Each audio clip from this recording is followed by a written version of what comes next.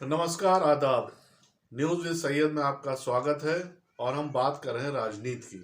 राजनीति की क्यों? क्योंकि देश में जनरल इलेक्शन होने वाला है और जनरल इलेक्शन में देश का भविष्य तय होना है।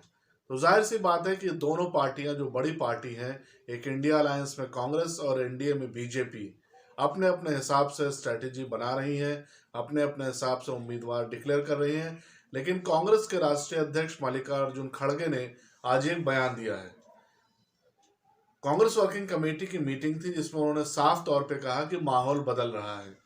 माहौल बदल रहा है, स्थिति 2004 की तरह हो रही है।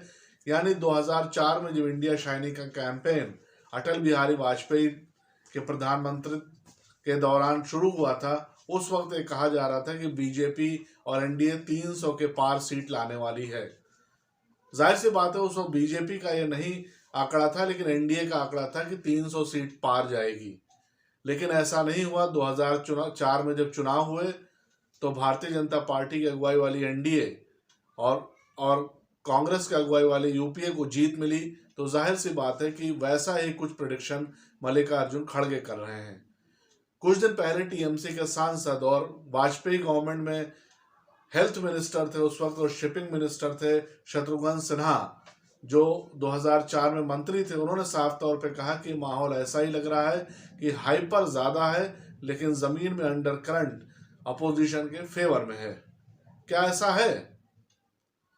क्योंकि राहुल गांधी 2 यात्राएं कर चुके हैं और 10,000 किलोमीटर से ज्यादा यात्रा उन्होंने की है, एक ईस्ट टू वेस्ट और एक साउथ टू नॉर्थ।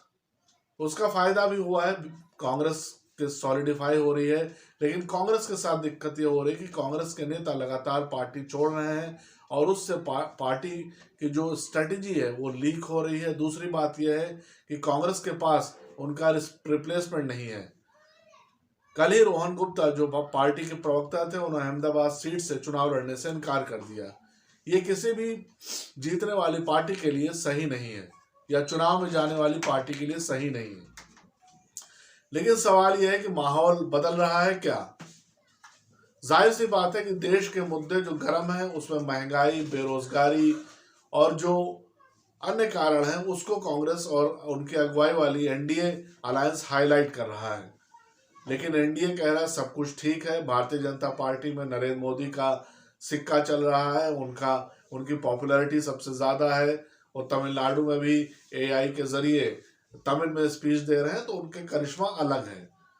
लेकिन अगर अंडर करंट है तो उसके लिए पार्टी को क्या करना चाहिए? अगर अंडर करंट है तो उसका उपयोग करने के लिए कांग्रेस को चाहिए कि वो अपने बड़े सेनापति राहुल गांधी को उत्तर से चुनाव लड़ाए। बताया जा रहा है कि समाजवादी पार्टी के अध्यक्ष अखिलेश यादव ने कांग्रेस से संपर्क किया है और कहा है कि राहुल गांधी को उत्तर यानी अमेठी वाली सीट से चुनाव लड़ना चाहिए, नहीं तो पूरा नैरेटिव फेल हो सकता है। उनका अंदेशा सही है, क्योंकि अगर सेनापति गायब हो जाए तो जाहिर सी बात है कि नैरेशन चेंज हो जाएगा। अमेठी से राहुल गांधी को चुनाव लड़ने से ये हो जाएगा कि एक नैरेटिव और उत्साह जो इंडिया अलायंस में है वो बना रहेगा।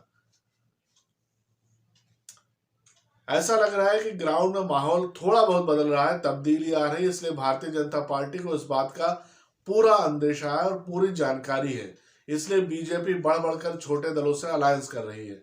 आज ही महाराष्ट्र नवनिर्माण सेना के अध्यक्ष राज ठाकरे से अमित शाह की मुलाकात हुई है।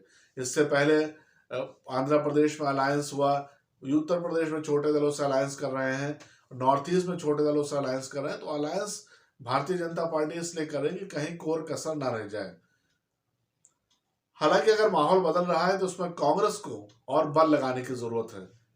मल्लिकार्जुन खड़गे को चाहिए कि वो मायावती को संपर्क करें और मायावती को इस फोल्ड में लाएं, ताकि जो उत्तर प्रदेश में 12% वोट है बीएसपी के पास, वो भी अगर इस गठबंधन के साथ आता है तो उससे उनको फायदा होगा। हालांकि चुनाव नतीजे जून में डिक्लेयर होंगे, तभी पता चलेगा कि अंडर करंट था कि नहीं था, कि नरेंद्र मोदी की पॉपुलैरिटी बढ़ रही है और बढ़ी है कि घटी है। ये चुनाव नतीजों के बाद पता चलेगा। अभी क्योंकि 2004 के जब चुनाव हुए थे उस दौरान मैं खुद एक रिपोर्टर के हैसियत से इंडिया शाइनिंग कैंपेन और लाल कृष्ण आडवाणी के रथ की रथ का कवर कर रहा था, उस वक्त ऐसा नहीं लग रहा था कि भारतीय जनता पार्टी चुनाव नहीं जीतने जा रही। ऐसा कुछ माहौल ऐसा ही भी लग रहा है इस साल भी कि भारतीय जनता पार्टी चुनाव नहीं जीतेगी। सबको लग रहा है कि चुनाव बीजेपी ही जीतेगी। धन्यवाद। आपके फीडबैक का इंतजार रहेगा। लाइक कीजिए, सब्सक्राइब कीजिए।